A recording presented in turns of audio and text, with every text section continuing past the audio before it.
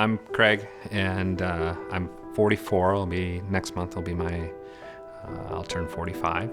And I grew up in north central Iowa. I was the youngest of 5 kids, and my wife and I met in dental school, and we have 4 boys of our own. Spend a lot of time with my boys, with their activities. Like to water ski and snow ski, hike and camp, and my boys have all been involved in scouts, and so we get outdoors a lot. Well, my name is Angie Hunt. I work at Iowa State University in the News Service Office. My husband and I live here in Ames. We have a lot of things that we like to do, whether that's supporting Iowa State athletics. We attend a lot of football games, basketball games. I've always been a fairly active person. Ever since I was younger, involved in high school sports, active throughout college. I am a fitness instructor at Ames Fitness Center, teaching aerobic class. I take a lot of classes myself. I've just always tried to be really active. My main concern was weight loss. I was actually hiking with the scouts, and another father had mentioned to me, he goes, "You're looking great, looking really trim." And I said, "Yeah." And he could tell by my voice that I was worried about it.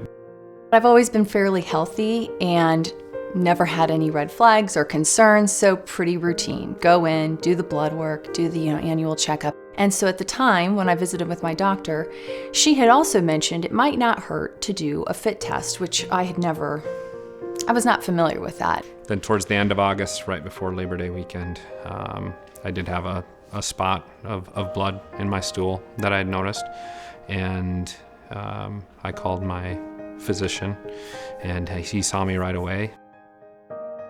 It'd probably been 3 or 4 weeks since I visited my doctor and decided to go ahead, do the test, and send it in. And shortly after I did, I got a call back from the doctor's office saying they detected blood. So we decided to do a second fit test just to rule out any false positive before taking the next step. So took another test, and again, had detected blood. Then my doctor recommended having a colonoscopy. I just knew something was off with me. It's after 42 years of life, I knew that something was wrong. I wanted to, for my own peace of mind, I knew I should have a colonoscopy.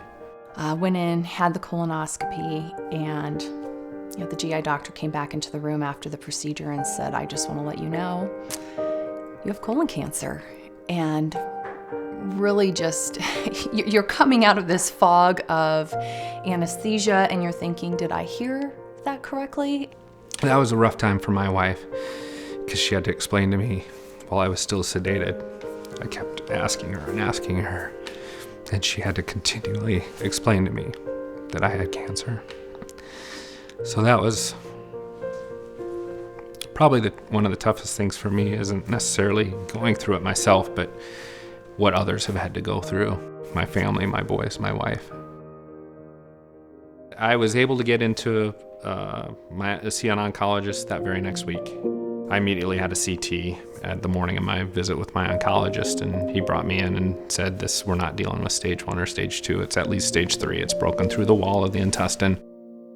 It was, I think, just a week and 3 days after my diagnosis, I was already receiving chemo and radiation.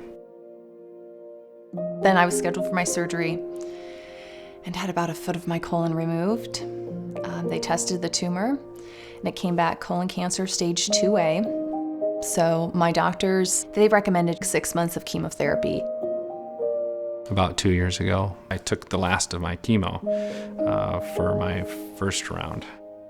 About a year after my initial diagnosis, I had my CT scan to check to see if everything looked good, and that's when they told me I was stage 4.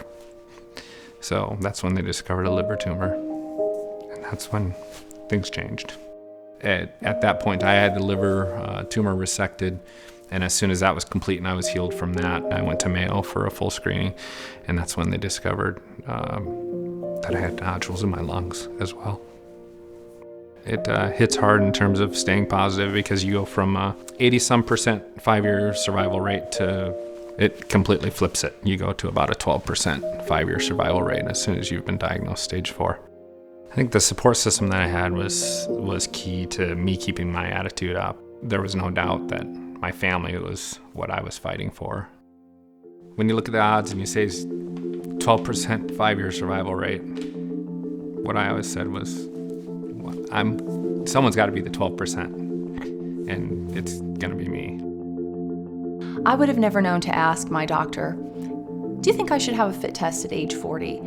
And I'm lucky, I do attribute it a lot to the fact that I've always had my annual physicals and exams. I have a great relationship with my doctor. She's been very proactive with me and encouraging me to do different types of screenings. I still have good friends that are in their younger 50s, that are in the medical profession, that know better, that have not had their colonoscopies. And it's pretty easy for me to say to them, why not? And they can't come up with an excuse. I had people that would call me and say I had been putting it off, and because of you, I was able to go in and get it done. And I think that's the big thing. I figure if I can do something, even if it's just getting one or two other people to go out there and ask their doctor about the screening. It's a little cliche, but that is important to me. I went ahead with the chemotherapy, and after 6 months, went through another scan. Just recently had my follow-up colonoscopy, and all is good. I'm cancer-free. Life looks great today.